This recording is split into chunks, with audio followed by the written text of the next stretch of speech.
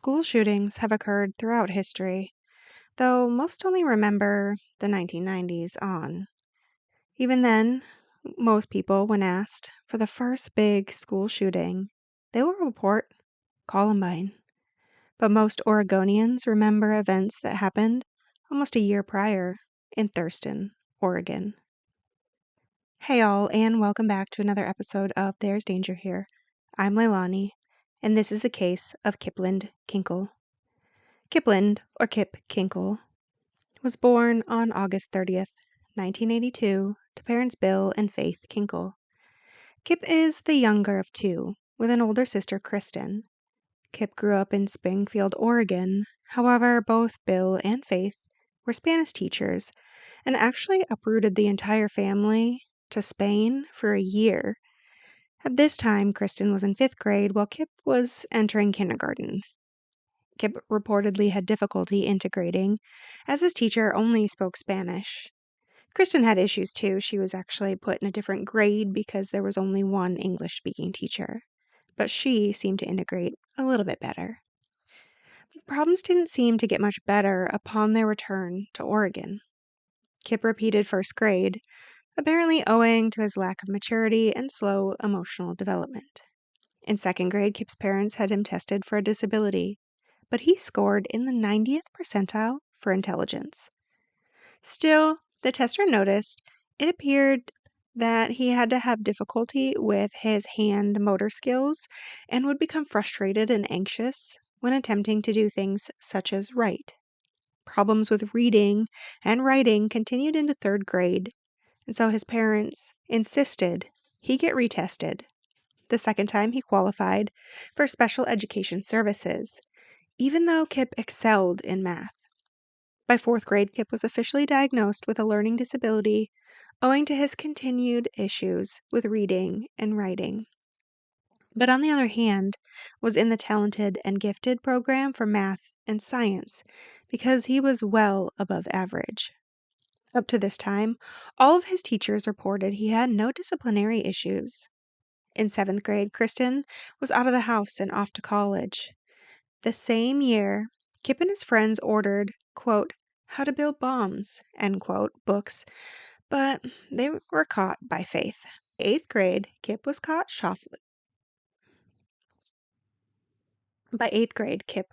shoplifting with friends. The same year, he bought a sawed-off shotgun from a friend and hid it in his bedroom. It was around the same time, at age 13, Kip would later tell others that he started hearing voices. First 1, then 3. All of them were males, with a hierarchy in his own mind. They told him to kill everyone. They would also degrade and belittle him. But he didn't think anyone would believe him, so he kept it to himself. After a while of hearing them, his ideas started to morph. He stated, quote, I believed that the Disney Corporation was working in conjunction with the U.S. government, and they had planted a chip in my head, and so the voices were coming from this chip, end quote. As the voices persisted, he became fixated on the idea that the Chinese were going to invade the West Coast. Quote, and I became obsessed with obtaining weapons, not just guns, but knives and explosives, end quote. On January 4th, 1997, Kip and a friend ventured over to a highway overpass in Bend, Oregon. Instead of partaking in the snowboarding clinic they were there for, they decided throwing rocks off the overpass would be a better idea. They were arrested after a rock went through a passerby's windshield. Kip was charged for the offense, then referred to the Department of Youth Services in Eugene.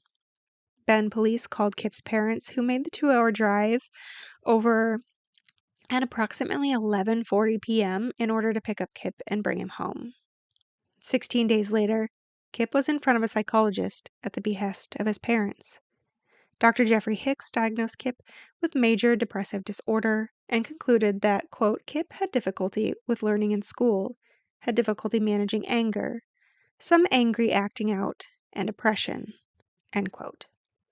While he continued with Dr. Hicks, he also had to see a psychologist through the Skipworth Juvenile Facility due to his issue in Bend. Dr. John Crumbly did the intake with the entire family. After a single interview, concluded that Kip was remorseful for his actions that occurred, maintaining that it was the second boy that actually completed the action of throwing the rock. Apparently, in the interview, Kip cried and wanted to know if everybody was okay. Dr. Crumley recommended 32 hours of community service, an apology letter, and to pay for the damages to the victim's car. Meanwhile, Kip started opening up to Dr. Hicks, telling him he felt depressed at times, not suicidal, and later he would go on to say that this was kind of accidental as he was just sort of rambling on, but he didn't actually mean to tell his psychologist really anything. He did tell him he had a fascination with explosives, and Kip reported that even while he was under Dr. Hicks' care, like I said, he refused to say anything about the voices he was hearing for fear of being labeled as, quote, retarded, end quote. Then, in April 1997, trouble crept into school. Kip received his first suspension on April 4th after he kicked a fellow classmate in the head. According to Kip, the boy pushed him first. The suspension lasted 2 days. But shortly after, he was suspended again, this time for 3 days, for throwing objects at classmates. By June 1997, Dr. Hicks had Kip on 20 milligrams of Prozac, as Kip accidentally told him that he thought eating was a chore. Weeks later, there was a noted improvement on Kip's eating and temperament. On June 27, 1997, Bill took Kip to the store where they purchased a 9mm Glock 19. According to court documentation, quote, the understanding between them was that Kip would do the research on which model gun he wanted and would pay for it with his own money. He was not to use the gun without his father present, and the gun would not become Kip's until he turned 21 years old. End quote. By July 30th, Kip and his family reported that Kip was doing well, and they actually discontinued therapy services at this time. Unfortunately, it was about the same time that Kip's prescription for Prozac finished, and it just simply wasn't renewed. Again, according to Kip, Bill bought the gun around this time in order to go target shooting with Kip as a way to bond. And in this area, there's a lot of gun knowledge, so it's not really out of pocket for, fathers and sons to do this type of activity. Nothing about this would seem alarming except for the fact that Kip was just put on an antidepressant, which should have been a red flag. Kip also later goes on to say that he thought because he was doing better on the Prozac that he didn't have to continue. It was one of those medications that you take only when you're not feeling well, and then it fixes it rather than a lifelong prescription. But again, this is according to Kip, so truth, untruth, maybe just a story. Some of it's hard to tell. Sometime during the summer, Kip managed to buy a .22 pistol. Sources don't specify brand or anything else, but it was from a friend, another gun he kept hidden from his parents. In the fall of 1997, Kip entered Thurston High School as a freshman.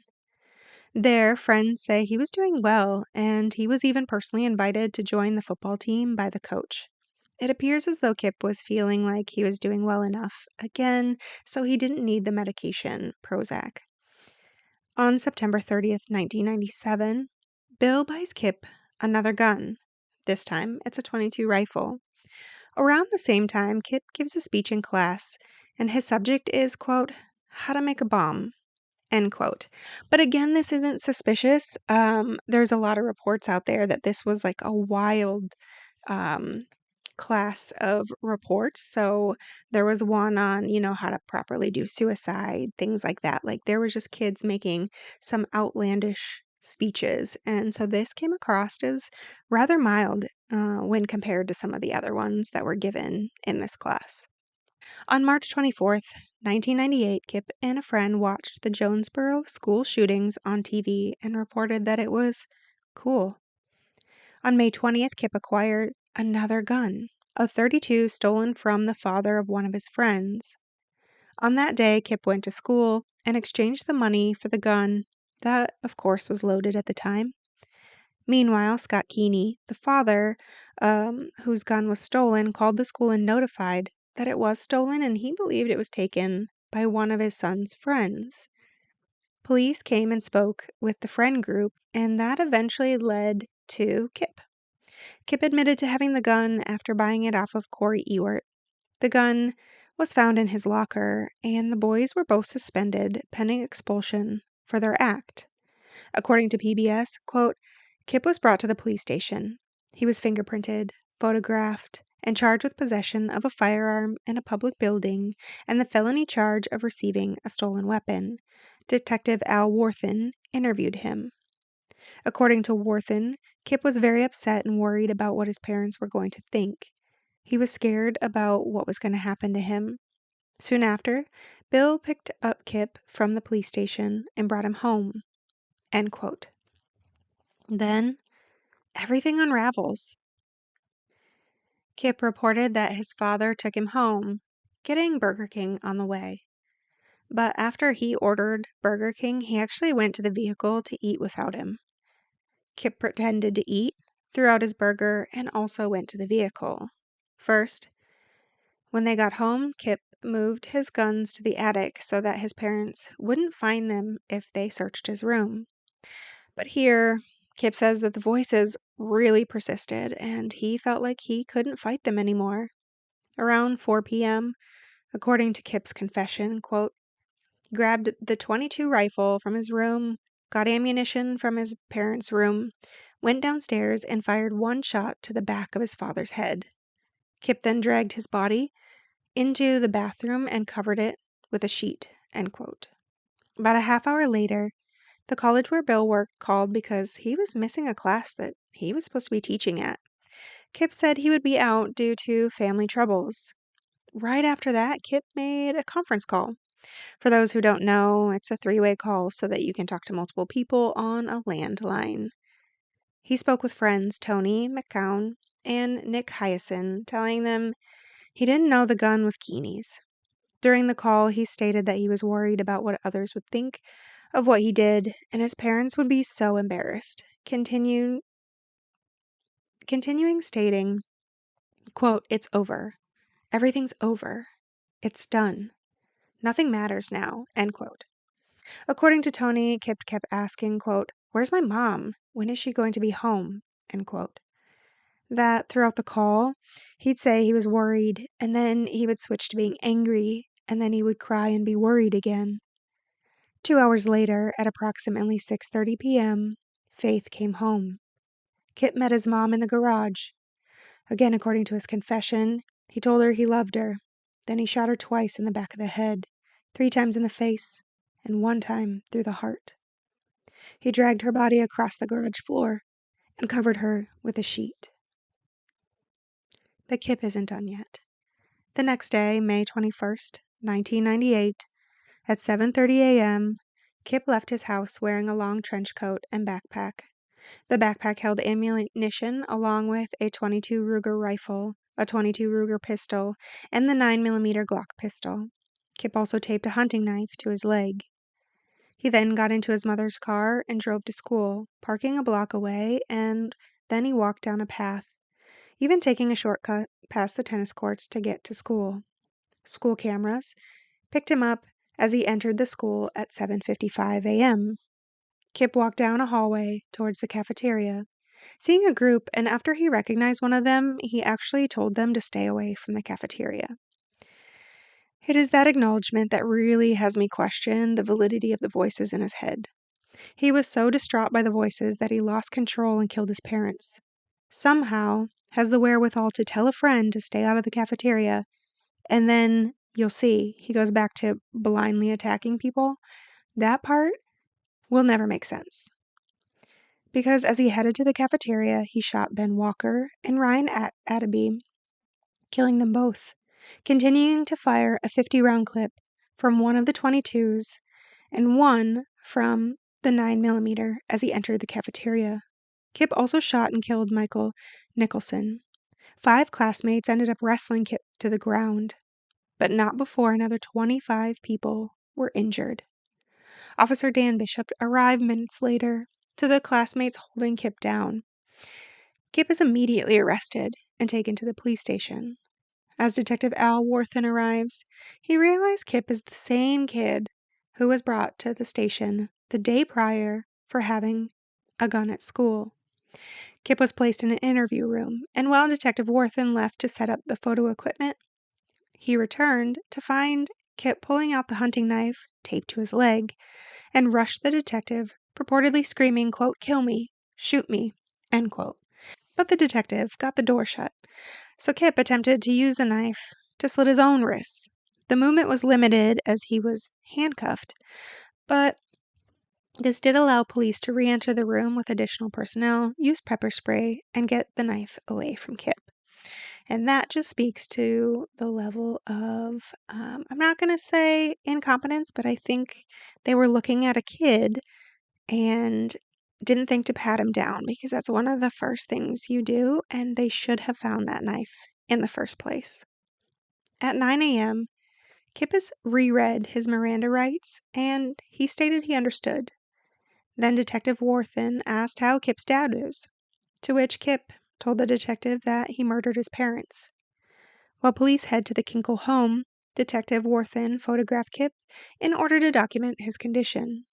As he removed his clothing to shower, Kip had masking tape in an X holding a .22 and a 9mm bullet, telling Worthen that he taped them in case he ran out of ammunition and needed to use the final 2 bullets to kill himself.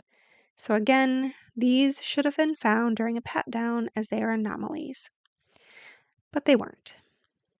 By 9:30 a.m., police were at the Kinkel home. There, they found opera music from the soundtrack of Romeo and Juliet. And we're talking the 90s Romeo and Juliet here, playing.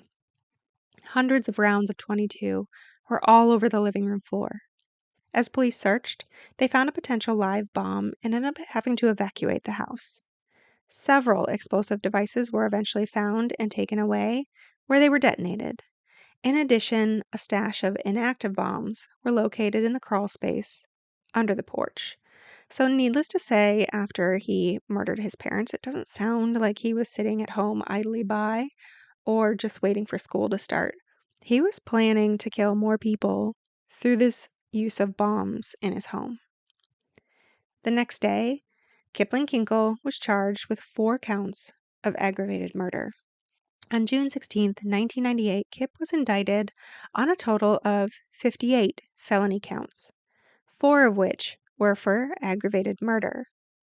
By September 24, 1999, a plea agreement was reached in which Kip pled guilty to 4 counts of murder and 26 counts of attempted murder. And it is really hard to figure out what this plea deal was all about, because you'll see after sentencing, it doesn't come light. And it's hard to say that they would have gone for the death penalty here, because he was a 15-year-old, although he can be charged as an adult because of the level of crimes. So they might have been trying to prevent the death penalty. Because on November 2nd, 1999, Kipland Kinkel went to court for sentencing. After hours of victim impact statements, Kip spoke. He stated, quote, "I have spent days trying to figure out what to say. I have crumpled up dozens of pieces of paper and disregarded even more ideas. I have thought about what I could say that might make people feel just a little bit better. But I have come to the realization that it really doesn't matter what I have to say, because there is nothing I can do to take away any of the pain and destruction I have caused. I absolutely loved my parents and had no reason to kill them. I had no reason to dislike, kill, or try to kill anyone at Thurston. I am truly sorry that this has happened. I have gone back in my mind hundreds of times and changed one detail, one small event, so this would never happen. I wish I could. I take full responsibility for my actions. These events have pulled me down into a state of deterioration and self-loathing that I didn't know existed. I am very sorry for everything I have done and for what I have become." End quote. After that, he was sentenced to 111 years without the possibility of parole. He remains incarcerated in Oregon.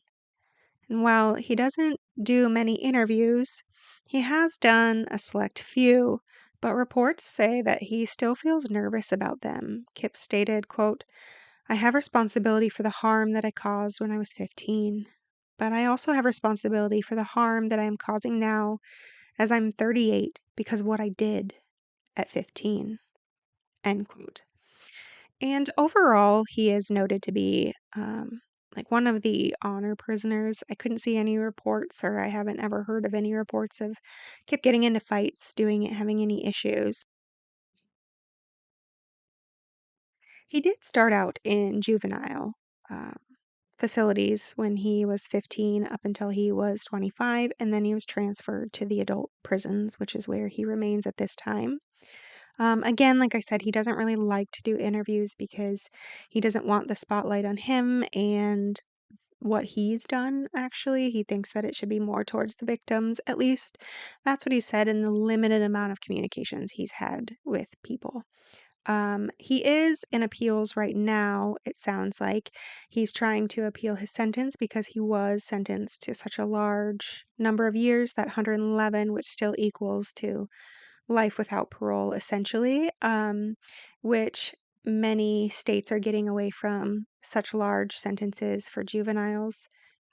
And so we will see if he gets any reduction of time, if that would even matter, or if it would, drop down to 75 years, which still means that he has many more to go. Um, so that is ongoing. And Monkey, I hope I did this justice. And to all those out there listening, be careful. It's a dangerous world we live in.